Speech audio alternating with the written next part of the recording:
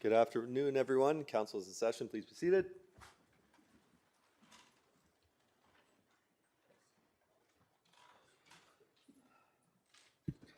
This meeting of Ajax Council is being held in a hybrid meeting format with virtual and in-person participation by members of the public, staff, and council. This meeting is also being live streamed and may be viewed online at ajax.ca/live. A friendly reminder to all participants to please use your microphone at all times for the benefit of those participating in council chambers and joining remotely. I'll now call this meeting to order. I'd like to begin this meeting by acknowledging that the land on which we gather is situated within the traditional and treaty territory of the Mississaugas, more specifically, the Mississaugas of Scugog Island First Nation, signatories of the Gunshot Treaty of 1788 and the Williams Treaties of 1923. This land is and will continue to be home to Indigenous peoples. Let us acknowledge the mistakes and traumas of the past through authenticity and support truth and reconciliation. Let us engage and celebrate Indigenous communities by being leaders of action and acknowledging the United Nations Declaration on the Rights of Indigenous Peoples and the Truth and Reconciliation Commission's recommendations towards truth and reconciliation. Let us keep these principles close as we continue towards truth and reconciliation and as we move forward with kindness and respect as a community. Does any member of council have any disclosure of pecuniary interest on matters on today? We have no delegations, presentations, or public meetings today. Moving on to reports. Thank you. We have CAO 2023-14, the 2023 Family Physician Recruitment Program. Do we have a presentation on this? Or just a report?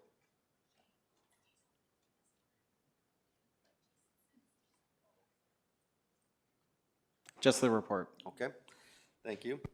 We have moved by Councillor Crawford, second by Councillor Lee, that Council received the report titled 2023 Family Physician Recruitment Program for information, and two, that Council approved the unallocation of $20,000 from the Strategic Initiative Reserve to support the Regional 2023 Family Physician Recruitment Program. Questions or comments from Council? Hearing, seeing none, let's vote.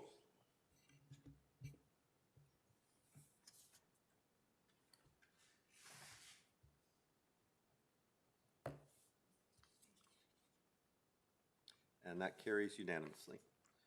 Moving on to the second item on today's agenda, 4.2, FIN 2023-17, utilizing debentures for vehicles and equipment.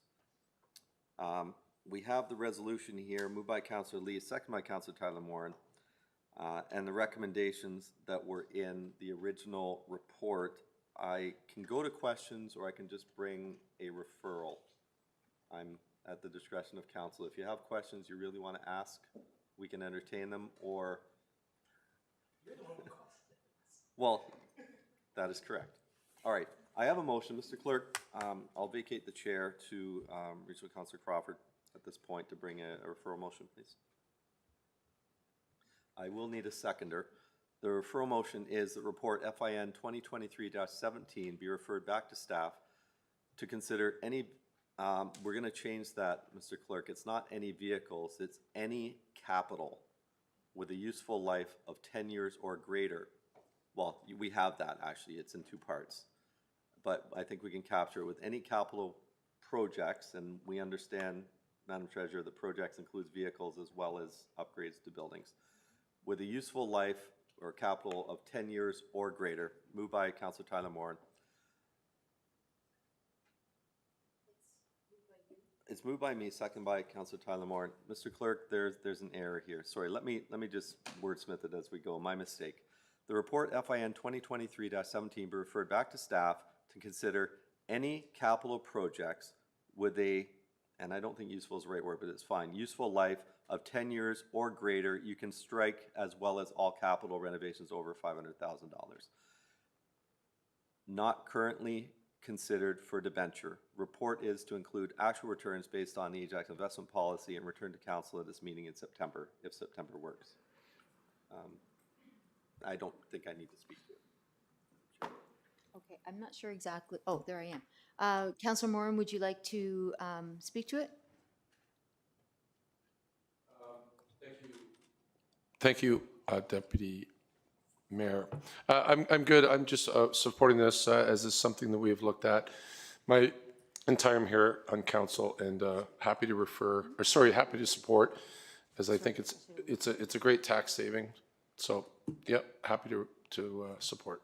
I apologize, I should have had Mayor Collier speak first. Actually, I wasn't going to, but I decided I would, just to clarify. I realized after reading the report that the direction that we brought a few months ago, I think, wasn't the right direction. I think looking at vehicles just based on a price of 100,000 wasn't really the right way to look at it, because we could still have a vehicle worth 100,000 that could have a useful life of 4 or 5 years. And that's not something that we would look at debenturing. So with this referral back, we're just changing the parameters, because again, just looking at vehicles excludes things like the 2-point-something million that we're doing upgrade to the fire hall to accommodate our 20 new firefighters, for instance. So rather than look at that, I think sending back to look at capital projects that have a longer useful life of 10 years or more, like if we do a renovation to a building, that might be 30, 40, 50 years. That makes more sense, and let's look at it through that lens rather than through that very kind of focused one, and I think it'll give us a better idea. So that's the intent of this, and I probably should have said that right away. Thank you, Chair. Is there any other questions? Do you have the?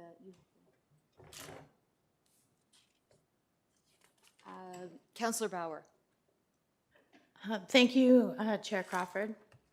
So I just want to understand, how many capital projects with a useful life of 10 years or greater, not currently considered for debenture, do we have approximately? Through the chair, I have not done that analysis. I'm not sure at this point. Okay.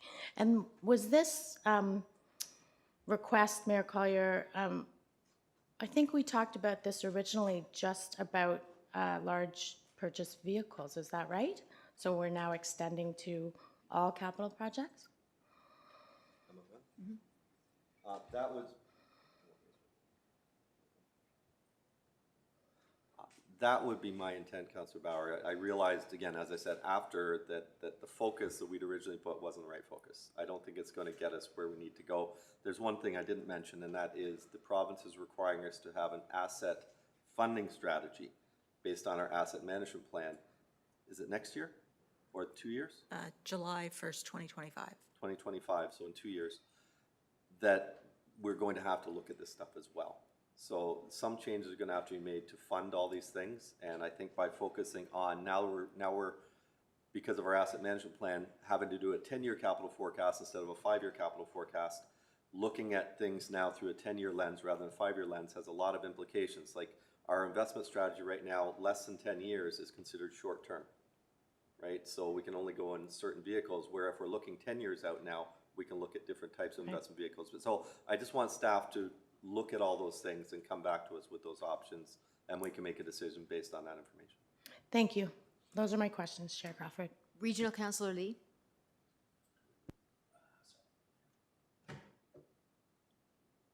Thank you, Chair. Through the chair to the mover, at the region, we've also established a debenture committee that involves the CAO, the head of the corporation, which would be you, as well as the director of finance. Would that be something you would want included in this motion? Because I think it would help expedite as well as clarify a lot of the expectations from you to the director. Mayor Collier. My understanding is that the region is coming forward with some different ways of doing debentures. In the last 2 meetings I've had with finance since our last meeting when we deferred this, I don't know what those are. So I imagine that would form part of this report, is what options will be available to us. Including the formation of a committee. Is that, because I think if it's not in the motion, then they wouldn't necessarily make that recommendation? I guess I would have to ask the treasurer whether you would need that direction, or you can just go with that. To Mayor Collier and to answer Councillor Lee, that would be the direction that council would provide to us, is whether we should set up a group or a committee. I would like to ask if the motion coming forward, if you could put some parameters on thresholds, or if you want us to look at everything with 10 years. Originally you had 500,000 in there and you've taken that out. So I guess I just need some direction on that. And I guess if Councillor Lee is proposing us to have a committee, that would something that should be included in this motion as well. Mayor Collier? I just don't know what the point of having a committee before we have this report. Okay, no, would fair enough. be. Yeah, I understand that as well. But I do understand that I do now have the powers after July 1st to strike a committee if we want. Is that included? Yeah, I'm not sure the parameter, again, until we get that presentation. So I'll withhold that amendment for now. We'll wait for the report and then perhaps re-examine at that point. Okay. Okay, thank you, Chair. Councillor Henry? Thank you, through the chair. So my question is, just to understand this correctly, debenture only works if the investment income makes more than the interest payment. That's correct?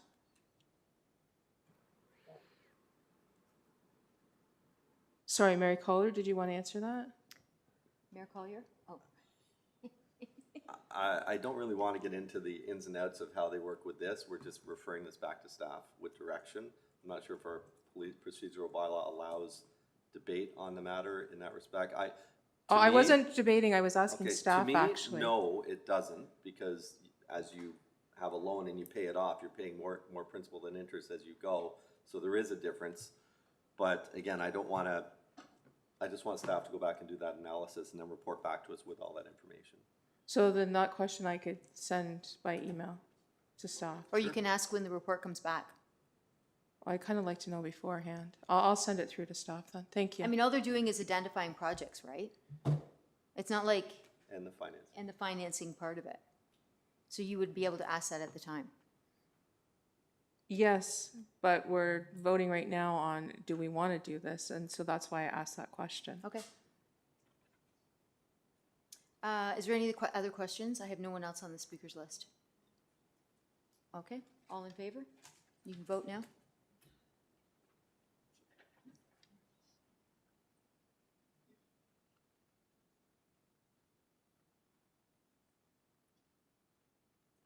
Yeah.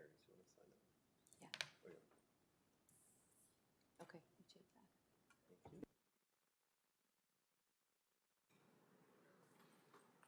And that carries. Excuse Moving me, on. Mr. Mayor? Sorry. Yes. So just for clarification, all of projects, capital projects that have a 10-year or greater useful life, you would like us to investigate? I don't expect staff to look at every single one and do the financing on every single one. You can surely quantify what the value is of that. Like in the original report, it was 19.8 million for just the vehicles.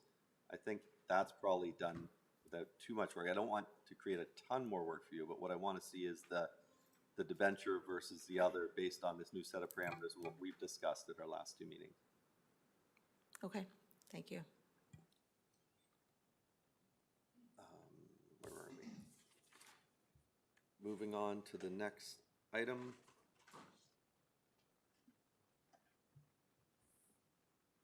I got you to sign the wrong one. There we go.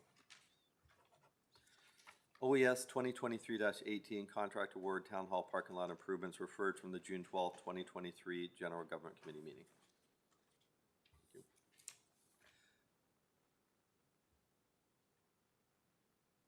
Please go ahead whenever you're ready. So through, to the mayor, this is really in response to the referral by council to have staff examine sort of the reconfiguration of the parking lot for the town hall, and particularly the disruption of the north-south entrance by extending sort of that landscape median that we had referenced, that would then provide access to by visitors and residents sort of through town hall, that would bring staff or bring people across the frontage of the library and town hall and then back out onto King's Crescent. So that was something that we did look at from a staff perspective. Russell is here today. He looked at it in terms of developing the concept that you have on the screen. That is something that we can obviously accommodate. We look at it in terms of the context of the budget that we currently have. We would process it in the, as far as a change order request goes with the contract that's already been issued, and deal with it within the funding that's been proposed. And I'll turn it over to Mr. Solomon if you have any questions or if you want any additional details with respect to the layout. Okay, please go ahead.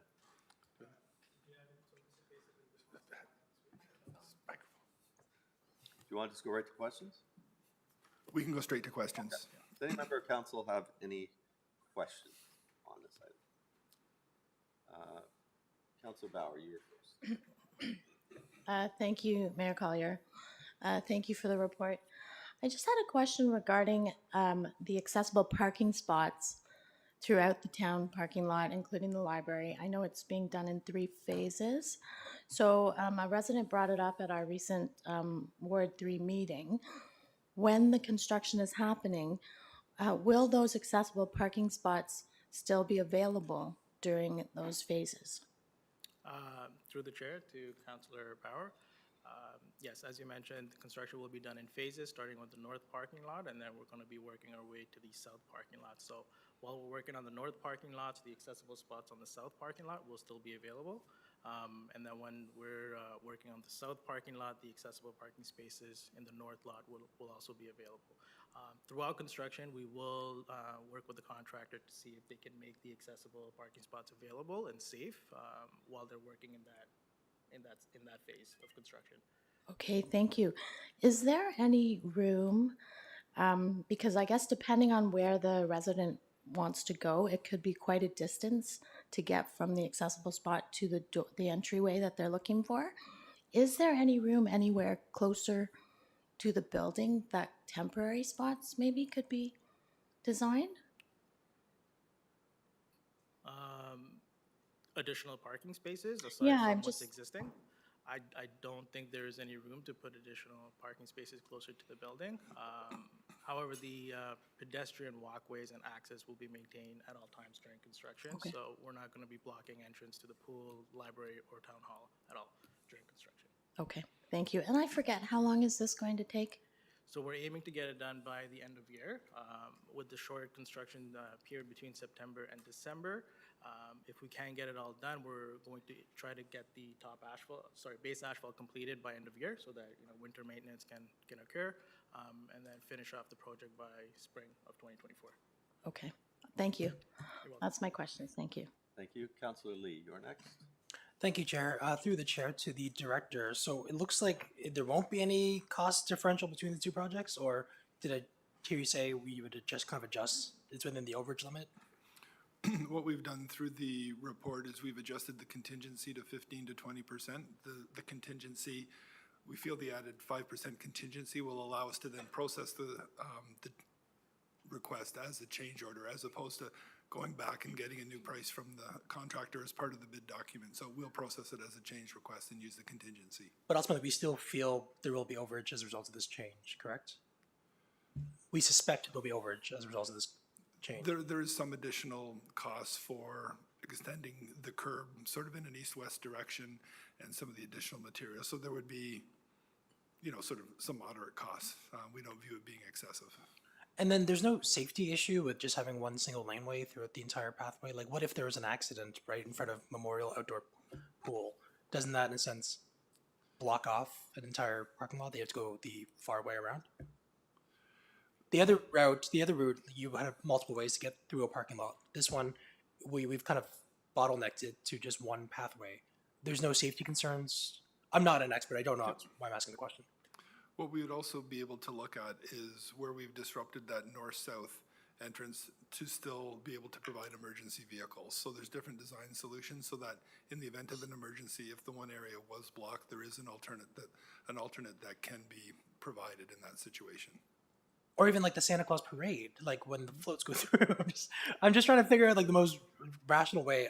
This just seems like we're spending extra money for something. Again, which I brought up last meeting. I don't think there was any accidents in our parking lot to warrant this change in the design. So I don't think I would support this, and that's just my 2 cents. Thank you, Chair. Okay, Councilor Henry. Thank you, through the chair. I don't like it when Councillor Lee goes before me and takes my questions. You don't have to ask them. I'm going to ask them anyways. So the first question is going to be, with this new design, and we have all the traffic going through now, the accessibility walkway path. So when a person with accessibility parking pass gets out of their vehicle and has to cross over onto the sidewalk, they are now in the direct pathway of crossing in front of the traffic, as there is only one direct pathway for traffic now. And that's at both the Memorial Outdoor Pool area and the entrance into Town Hall. Whereas before, the vehicles were going through the east side of the parking lot, east side of the parking lot. And yes, you did have vehicles come up around into those areas, but it wasn't the primary source through the parking lot. Question? Is that, I'm gonna ask, I guess, Ms. Moore, AOD, DA compatible, I guess? Is there an issue with this? Through the chair to Councillor Henry, there's no requirements on the direction of traffic flow when it relates to accessible parking. And the accessible parking is still in close proximity to the main entrances. And there are alternative routes for vehicles to traverse throughout the parking lot itself. They're not restricted to just where those arrows are placed on the diagram. So although that is an intended route and probably would be the most likely, there is opportunities for vehicles to sort of cut through around that stoppage that's being created and then make their way out of the parking lot. So I don't foresee any significant impacts. They would be general traffic impacts that all pedestrians would be, it would be applicable to, not specifically just anybody using the accessible parking spaces. Okay, thank you for that. And I'm gonna just ask about all the parades that we have and the floats and this new pathway. Is this not problematic for long trailer style floats going around these bends, whereas before it was a straight in and out? Through the chair to, I guess, the director. I will say that we weren't thinking of floats necessarily from a parade as a priority when we're designing the parking lot. What I would say is that we're obviously dealing with turning movements that would accommodate fire vehicles, so larger vehicles. So all of the turning movements in here need to meet Fire and Emergency Services regulations for the movement of their vehicles specifically. So I would say that there is room to maneuver depending on when the floats are in the parking lot. They may not necessarily have a full parking lot, so there should be some flexibility within the parking lot itself. And I think if we knew in advance there was a parade and we needed to reserve space, we can do so within the parking lot to ensure there is ample room for maneuvering. So I don't anticipate there being issues with respect to parades and floats. That's an operational matter that we would need to plan and prepare for. Thank you. Counselor Dias, you're next. Well, thank you. Have we had any complaints about what we have currently, the connection between Achilles and Kings Crescent? Have there been complaints about too much traffic?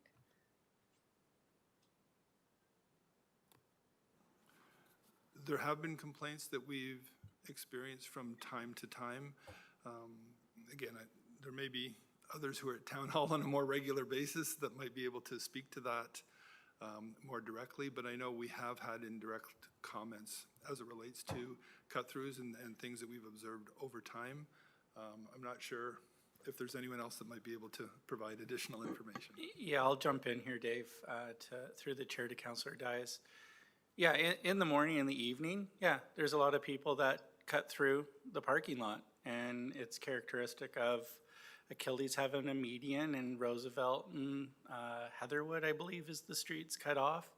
People cut through in the morning. There's if you're here about 8:15, there's a white Dodge Ram every morning that goes right through the parking lot, and 3 other vehicles follow them. And it's pretty like clockwork in some times of the day.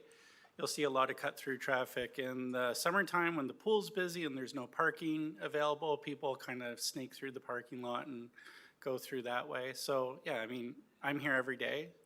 I see that, our staff see that. And if you're here kind of around that 8 o'clock to 9 o'clock window, or even that end of the day type of window, yeah, there's a significant amount of traffic that cuts through the parking lot. We haven't had a lot of incidences or accidents, but it is something, it is a path of travel for people that use this route to get into the neighborhood to the south from the north.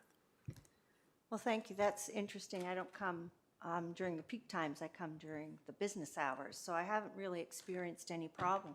So this new route then would take all traffic who comes through here by the front door of the library, by the front door of the town hall. And as, I don't know, as a public space, I can't support that because I think that is, you know, it can be a risk for pedestrians. So these are public buildings where we invite the public to come. We know that, for example, tax time, it's pretty busy with people coming in and out of those doors, and the library is always busy for people of all ages. I don't really see the road connection that we have now as a major issue. So I won't be supporting this. Thank you. Councillor Tyler Moore. Thank you, Mr. Mayor. Is there a door number 3 on this? Is it possible to staff to, because I understand what's happening here. It's a fairly aggressive solution to try and deter people from driving through our parking lot. But if, you know, in 6 months or a year, we don't think this is working, could we have a design where we could just pull the pylons or open the gate? Or is there, so let's say there's a parade going on, we open the gate, or is that something that, I don't want to, you know, go back again to design, but I don't know, would that be something that maybe would encompass everything? Like, so if it doesn't work, we just open the gates? I don't know, just thinking out loud. Right now, the proposal does show an extension of that landscape strip where we would, in all likelihood, have a row of trees that we would be planting sort of within that area. The option that you've mentioned is an option whereby there could still be an emergency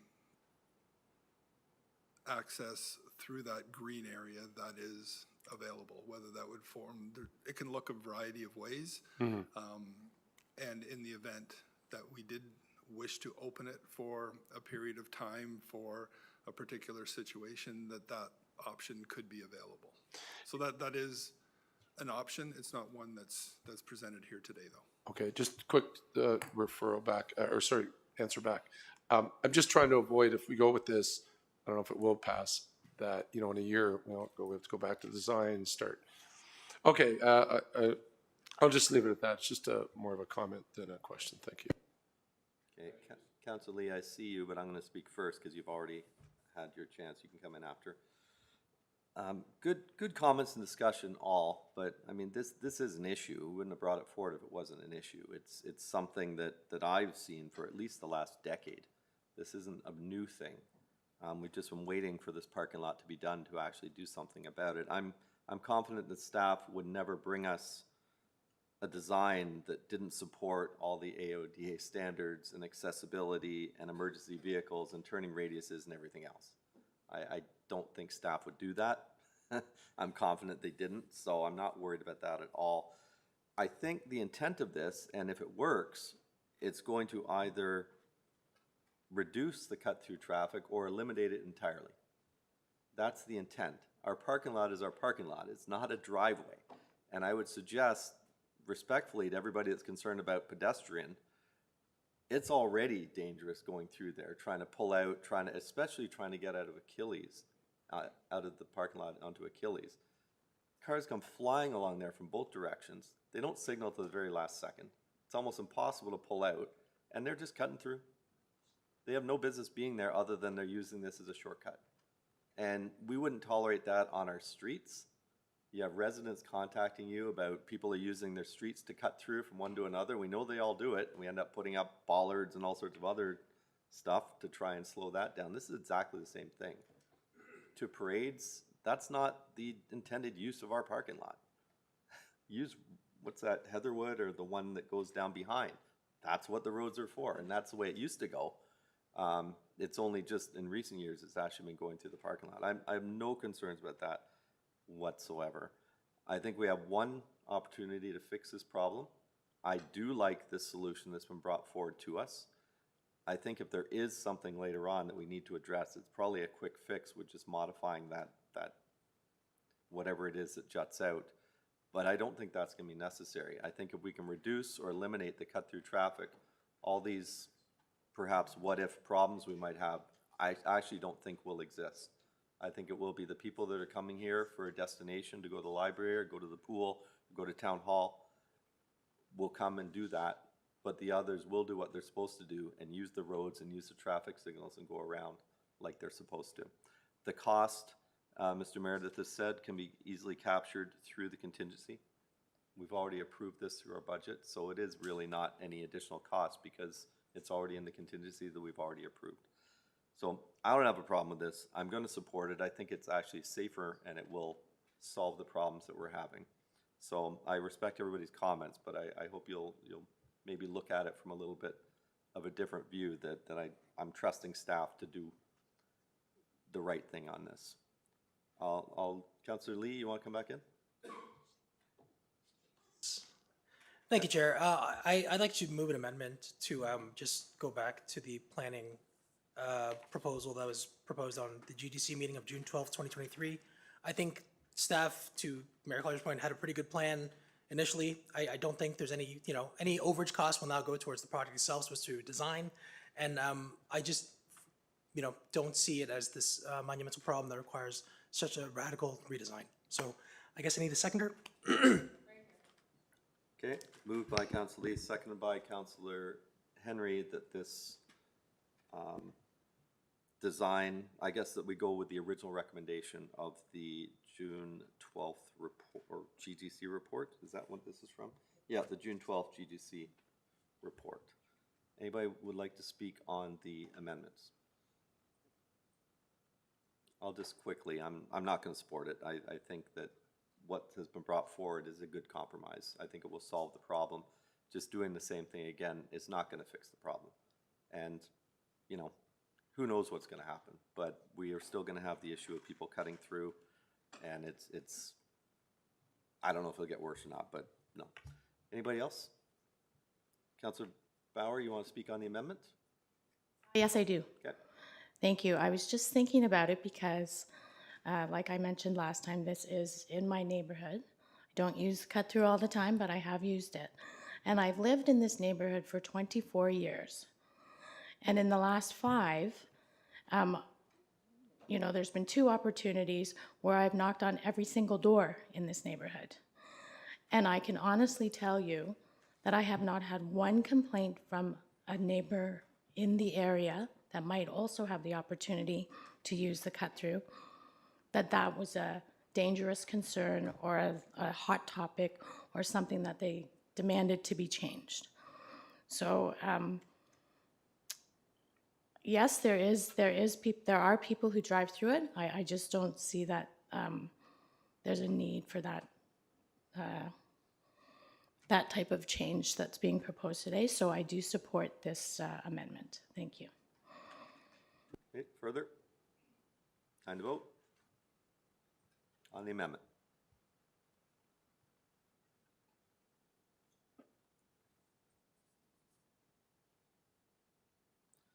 So the amendment carries. Is there any need to vote on this as amended, or we've just passed the original GDC report? You do need to adopt the original recommendation. Okay, so on the original recommendation from the June 12th.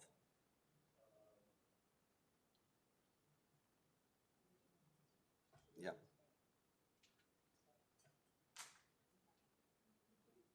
Yeah, I thought, have we not done this? The council adopt the original recommendation and plan contained report. So do we need to? No, it was never referred. ratified. It was referred. It was referred to staff. Tell me Yeah. what to do. You do have to adopt the original recommendation. Okay, the original recommendation as amended. No, just as amended. Doesn't matter. We're voting.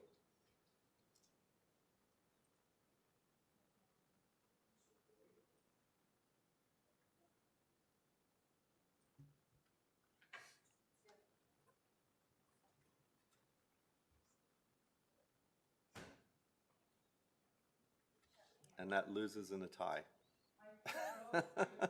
Oh, there we go. Now it's got the right numbers. That loses. All right, let's vote again.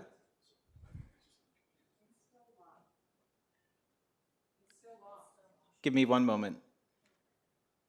Reboot. The new design was defeated, so voting on the original design. Basically. It's a bit of a backwards because we actually went against the recommendation, but And the vote is open.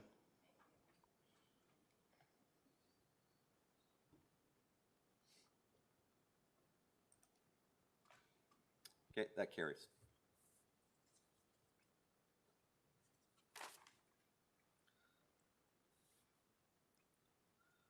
I have a motion to hold a closed meeting, moved by Councillor Crawford, second by Councillor Bauer, that council convene to a closed session pursuant to section 239, subparagraph 2B and D of the Municipal Act 2001 as amended to discuss personal matters about an identifiable individual, including municipal or local board employees and labor relations or employee negotiations.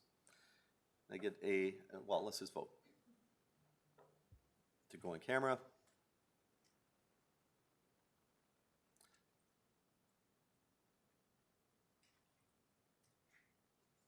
Okay, that carries.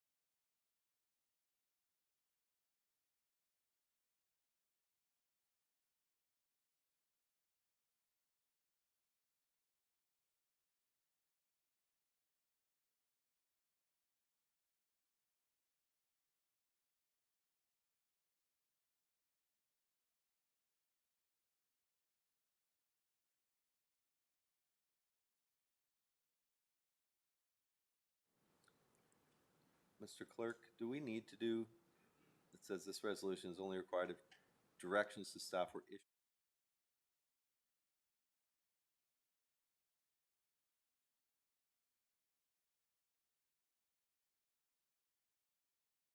Matter moved by Counselor Crawford, second by Counselor Henry, that a bylaw be brought forth at the special council meeting of June 27th, 2023 to appoint Aaron Burridge as fire chief of the town of Ajax. Questions or comments? Oh, let's vote. This will be recorded.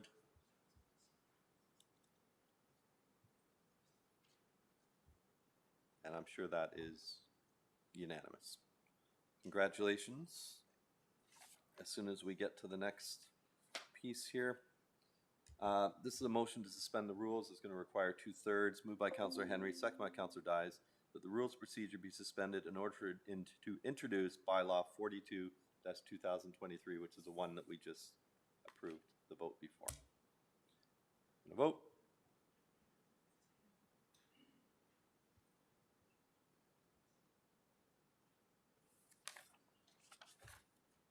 That is carried unanimously. And then to the motion, CAO 2023-13, non-union compensation review, moved by Counselor Crawford. Moved by Counselor Crawford, second by Counselor Tyler Moran. The council approved the exempt and non-union part-time salary grids and recommendations of the compensation review process. Comment? Nope. Let's vote. I think this should be recorded as well. Please.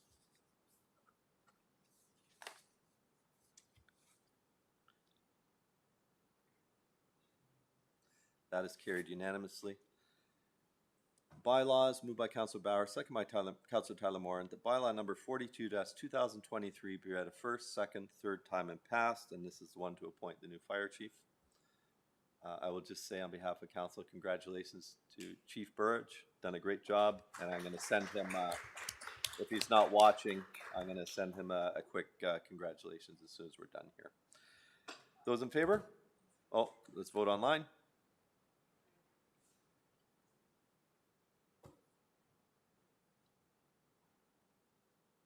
That carries unanimously.